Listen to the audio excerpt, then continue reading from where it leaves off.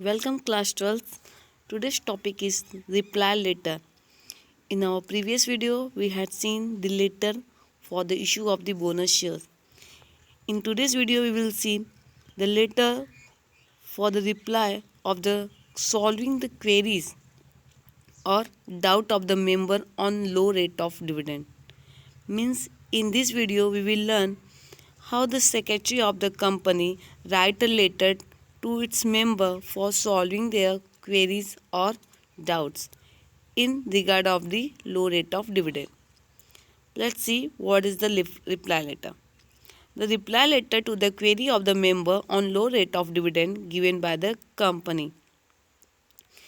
Reply letter means this is the solving the query of the members को जो queries है in regard of the low rate of dividend, जो company ने members को low rate of dividend दिए हैं, जो भी dividend कंपनी ने members को दिए हैं बट वो लो रेट में दिए हैं, तो member ने क्या किया, member ने queries किया है, कंपनी से कंप्लेन किया है, इंक्वायरी निकाली है कि क्यों हमें लो रेट ऑफ डिविडेंड मिला है. तो उसके रिप्लाई में in behalf of the company secretary क्या करेगा, उनको रिप्लाई देगा through the letter.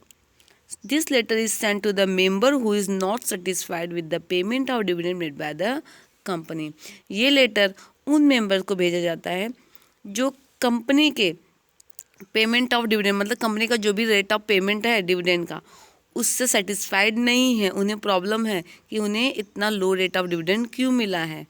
So this letter send to the member who are not satisfied with the payment of dividend which is made by the company. After receiving complaint letter from the concern member about low rate of dividend, the company secretary send the reply letter to the member. Okay, when the concern member, मतलब जो members है जो satisfied नहीं है company के rate of dividend से, तो वो क्या करते हैं, वो दे फर्स्ट सेंड द और complain to the company. Company को कंप्लेन करते हैं कि why we are getting the low rate of dividend, हमें इतना कम डिविडेंड क्यों मिला है. सो उसके रिप्लाई में, उसको रिप्लाई करने के लिए जो कंपनी सेक्रेटरी होता है वो क्या करता है, एक रिप्लाई लेटर सेंड करता है उनकी जो क्वेरीज है, उसको डाउट है, उसको क्लियर करने के लिए. So that letter is known as the reply letter to the concern member. The reply letter contain और specifies the reason for low rate of dividend. वो जो अब मेंबर्स जो कंपनी सेक्रेटरी है, वो जब मेंबर्स को लेटर लिख रहा है तो उसके अंदर कुछ रीजंस भी होंगे. There has some specific reason कि क्यों कंपनी ने low rate of dividend provide किए हैं. Okay, now let's see what is the letter for solving the query on low rate of dividend. Okay, now very first you can see there has the name of the company has given as it is. जैसा कि हम लोगों ने previous videos में देखे थे, बहुत सारे लेटर्स हमने देखे, issue letter for the issue of the share certificate, letter for issue of the bonus share, letters for the payment of dividend, different kinds के हमने ने लेटर्स देखे. As it is name, address, everything will be same, सब कुछ same रहेगा यहाँ पर. सी the very first has given the name of the company which in the block letter. Thereafter the registered office address will be there. Okay, after that the scene number will be there. Okay, ठीक है. देखो अभी right hand side देखो, same thing here only. Website of the company, email of the company and date on which date the secretary has return the letter. Mean secretary ने कौन से दिन को लेटर लिखा, वो डेट यहाँ पे है 20 अप्रैल 2019. कौन से डेट को, 20 अप्रैल 2019 को कंपनी सेक्रेटरी ने लेटर लिखा है. किसे, कंसर्न मेंबर को, जिनको क्वेरीज है कंपनी से. Okay, there after you can see the left hand side, phone number of the company, fax number is there, reference number is there. Not there after the miss Kishore Malpani. Okay, Kishore Malpani, I think so miss master, I think so there will be master Kishore Malpani because he is the, ये एक gents है तो यहाँ पे क्या रहेगा, master रहने वाला है, master Kishore Malpani.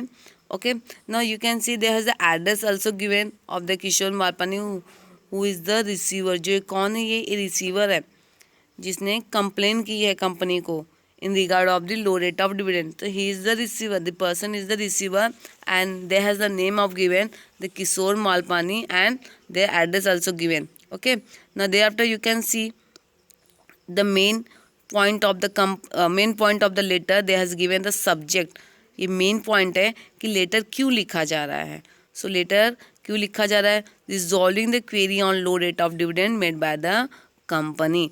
Okay, company क्या कर रही है? कंपनी ने जो भी लो रेट ऑफ डिविडेंड दिया उसके अगेंस्ट में जो भी मेंबर ने कंप्लेन की, उनकी जो भी क्वेरीज है उसको सॉल्व करने के लिए, resolve, you can see there the resolving, उसको रिसॉल्व करने के लिए लेटर लिखा जा रहा है on the basis of the low rate of dividend which is made by the company. Now thereafter the salutation will come, dear sir. Yes, because the person is the Kishore Malpani, he is the male person, that's why they will come the sir. Dear sir, this is informed to you that as per your letter dated 15th April 2019. Secretary क्या बोल रहा है company का? आपने जो हमें letter दिया था वो 15 अप्रैल 2019 को हमें वो लेटर मिला था. जो 15 तारीख को आपने जो लेटर भेजा एज अ कंप्लेन, ओके, तो उसके रिगार्ड में हम आपको इन्फॉर्म कर रहे हैं कि I am here authorize to resolve your query regarding the low rate of dividend paid by the company to their faithful member. कि यहाँ पर मुझे कंपनी ने ऑथोराइज किया है कि मैं जो जितने भी मेंबर्स हैं कंपनी के, जितने भी फेथफुल मतलब जो विश्वसनीय कंपनी के मेंबर्स हैं, उनकी जो भी क्वेरीज हैं, उनकी जो भी डाउट्स हैं in regard of the low rate of dividend, low rate of dividend के बारे में जो भी उनकी क्वेरीज है, कंपनी ने क्यों लो रेट ऑफ डिविडेंड दिए हैं, तो ये जो उनकी क्वेरीज है, जो भी उनके डाउट्स है, जो भी उनके प्रॉब्लम्स है, उसको सॉल्व करने ने कंपनी ने मुझे अथॉरिटी दी है. So the reason for the low rate of dividend are mention below. ये लो रेट ऑफ डिविडेंड का क्या रीज़न है, क्यों हमने आपको लो रेट ऑफ डिविडेंड दिया, हमने इतना कम डिविडेंड क्यों दिया है, उसके रीजंस हैं और वो रीजंस नीचे लिखे हुए हैं. सो आप एक एक करके आप देख लीजिए. पहला रीज़न क्या बताया उन्होंने? That during the last year due to the floods company factory situated at Mahim east was not in condition to operate in a full fledged manner. क्या बोल रहा है कंपनी सेक्रेटरी कि last year due to the floods means बाढ़ की वजह से, हमारी लास्ट ईयर जो बाढ़ आई थी उस बाढ़ की वजह से जो कंपनी हमारी माहिम ईस्ट में सिचुएटेड थी, मतलब माहिम ईस्ट में जो हमारी फैक्ट्री है उसमें बाढ़ आ गई, और बाढ़ आने की वजह से जो भी सामान था फैक्ट्री का वो क्या हो गया, डिस्ट्रॉय हो गया, डैमेज हो गया. सो इसकी वजह से कंपनी अभी इस पोजीशन में नहीं है, ऐसी कंडीशन में नहीं है कि वापस से फुल से वो फिर से वो वापस से डेवलप्ड कंडीशन में तुरंत उठ के आ जाए. कंपनी को टाइम लगेगा, कंपनी को लॉस हो गया है. So company was not in condition, company इस कंडीशन में नहीं थी कि वो वापस से उसको फुल फ्लेज मैनर में ऑपरेट कर सके. You can see there has a word has written the was not in a condition to operate in a full fledged manner. Full fledged means bring up in developed, मतलब वापस से वो developed condition में आ जाए, ऐसा company का situation नहीं था. कंपनी की ऐसी कंडीशन नहीं थी कि फिर से वो उसको ऑपरेट कर सके पहले की तरह, बिकॉज कंपनी को लॉस हुआ था फ्लड की वजह से. That due to such unavoidable circumstances of natural disaster, company faced huge financial losses.